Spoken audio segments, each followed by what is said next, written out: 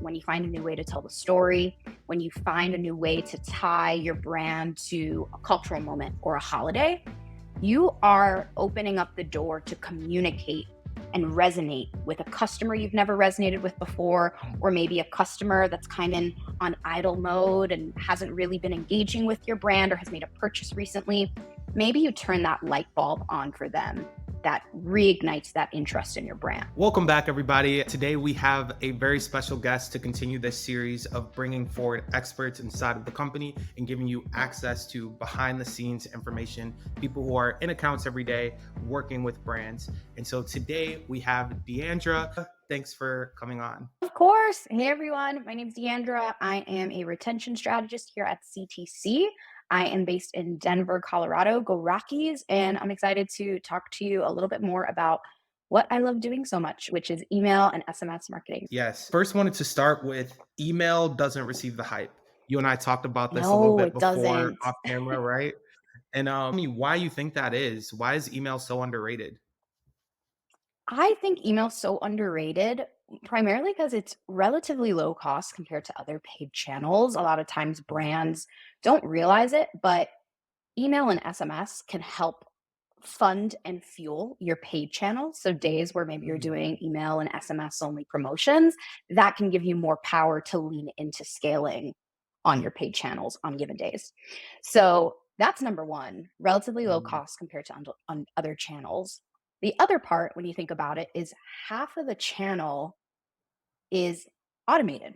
You have campaigns, which you've got Mm. to make sure you do the work for on a day-to-day, weekly basis, whatever your campaign schedule is. But the flow side is automated. So you're making money while you're asleep. You're making money when you're not actually putting in necessarily the work the day of. It's running behind the scenes for you, making that money. You don't want to apply a set it and forget it approach, but you definitely want to view it in that lens of half of the channel is essentially automated. And then third, it is extremely relevant and timely. Your customer takes an Mm. action on your website, your customer makes a purchase, there's a seasonal holiday going on, Mother's Day, April Fool's Day, whatever Mm. it is, you're able to communicate with that subscriber in real time and tie your brand to that holiday or that cultural moment. A lot of times during December, you'll see a lot of brands, not only on Facebook and Instagram, take part in Spotify Wrapped. That's a big cultural moment going on. And year Mm. over year, I see more brands Mm. on the email and SMS side getting involved with talking about like their year in review. A lot of ways to, again, speak to things that are going on culturally, speak to things that are happening during that time frame. So it's very relevant, very timely with what's going on in the world and also how your customers interacting with your brand and website. Yeah. So in that with that like 50% automation point you made, I feel like it reminds me a little bit of CRO, where it's like people don't want to pay a lot of attention to it, but it's one of those things that if you tweak slightly, like a percentage change can make a really big difference. Do you find that to be true? It depends. On one side, there's the technical aspect of flows like timing delays and filtering. And I've seen it for a lot of brands. You can just put 15 to 30 minutes on your calendar to check over some of the technical sides for flows. Sometimes you'll have a filter on there that's contradicting itself, or maybe smart sending, and you're Mm. skipping a pool of people who should be receiving the email because maybe during the setup, you made a simple mistake, and I've seen it happen all the time. Or maybe your time delay for browse abandonment, you accidentally put 25 hours or 27 hours, when in Mm. theory, email one should deploy anywhere from 2 to 4 hours, depending on your strategy. Mm. So little changes like that can be made very quickly, but can have a very large impact, looking over maybe any mistakes you made. But at the same time, sometimes the changes require more work. Maybe you need to rework your design. Maybe your CTAs, maybe you don't have CTAs in your email. Maybe your Mm. CTAs are buried at the bottom. That's going to require more of a lift on your end on the design side to rework that email to Mm. improve that click through rate. There are easy, simple fixes that can have an impact, but sometimes it's going to require more work for you to see that revenue trickle in over time. Yeah.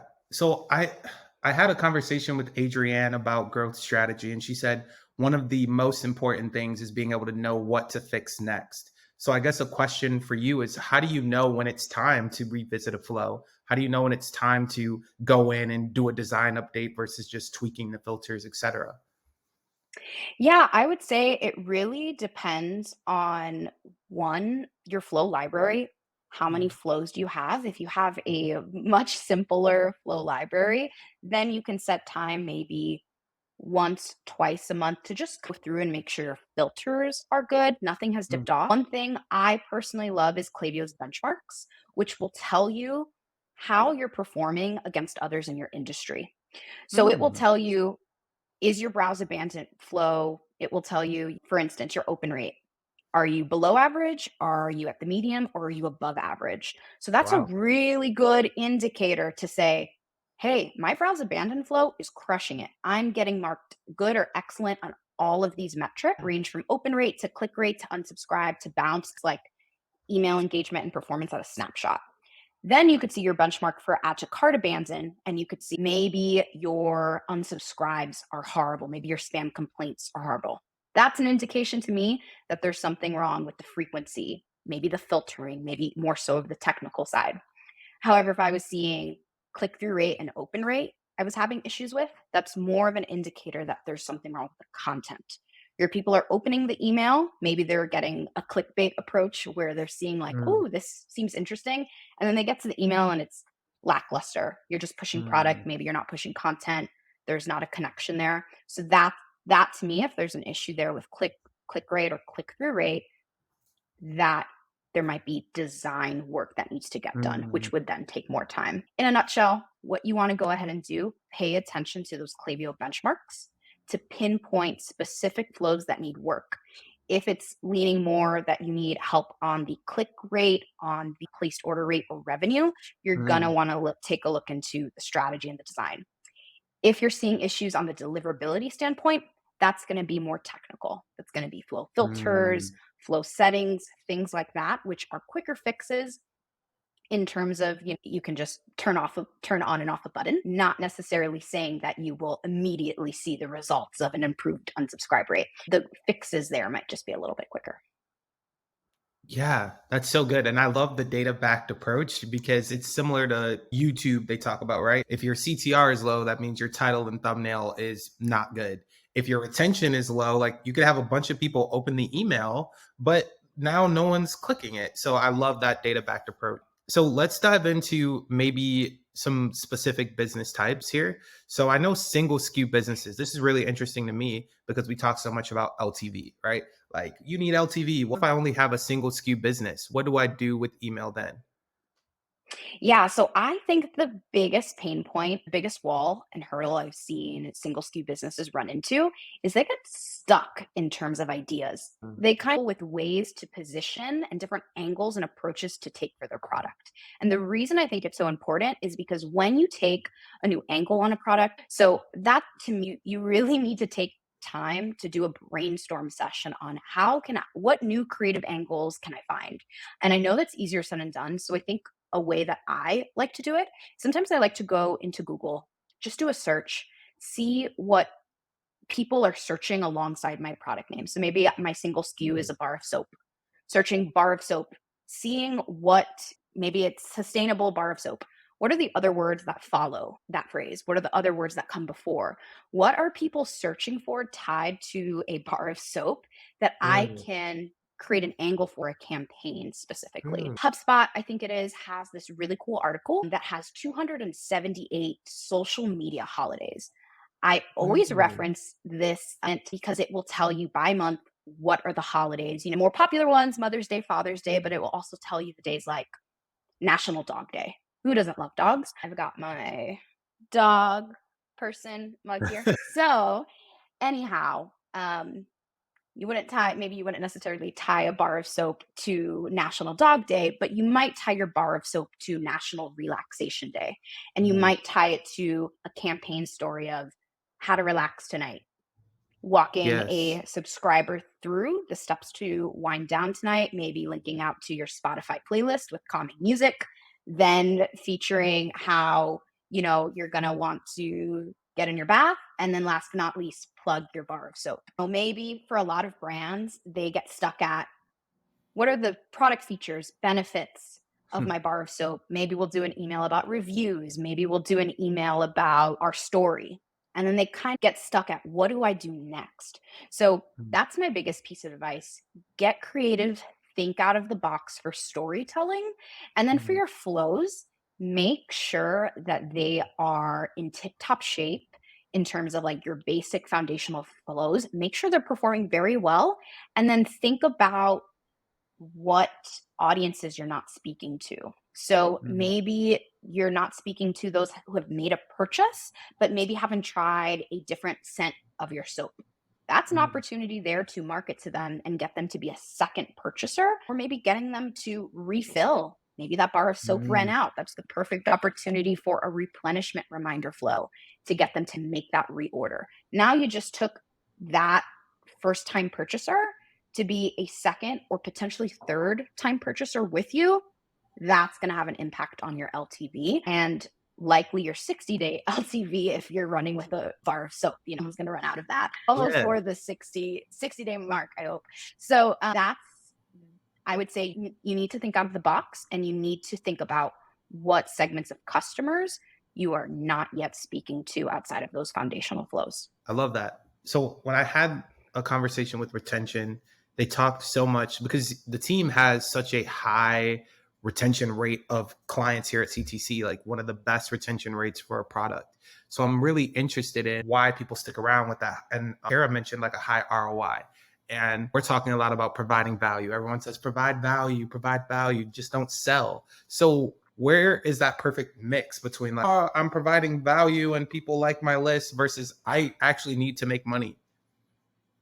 Yeah, I think that specifically retention, it sometimes takes a while to see results Mm. because sometimes these flows, customer win back flows, sometimes flows tied to, there's this one called a repeat nurture series, which uses Mm. Klaviyo's predictive LTV to determine when to email you. So it says, hey, Nay's going to purchase on May 25th. Let's email him a few days before. Let's email him the day of and a few days after. Mm. That flow is not going, you're not going to start seeing the impact of that flow in a week like you would with maybe a browse abandonment, which is tied to on-site customer behavior. So I think Mm. there's a certain level of patience, great and grace, which can be difficult to have with some of these Mm. flows because the gains, you put in the work, but the gains take time to show up because it's not as sometimes I think immediate or as gratifying or as quick as maybe some things you're used to seeing on the ad side with Mm. results. You can see, or even YouTube, you can see immediately what watch time is. You can see immediately what the clicks and probably, people are viewing it. But for some of these flows, that are especially tied to the second half of the customer journey. I'm talking flows that deploy 30, 60, 90 days after someone makes a purchase, cross Mm. selling, the repeat nurture series, which I just told you about. These flows take time to show the results. And yes, you can back populate your flows so that results can maybe come in a little bit quicker, but there's not as much, I would say, instant gratification for some Mm. of these flows. They take time to see the results, but once that time comes, the results will be there. Again, just takes for some of these flows a little bit of time to start seeing that return come back. Since the channel is relatively low cost, that also help. We've talked a lot about, okay, providing value, getting your flows dialed in. 50% is automated, 50% is campaigns, and it's going to take time, play the long game.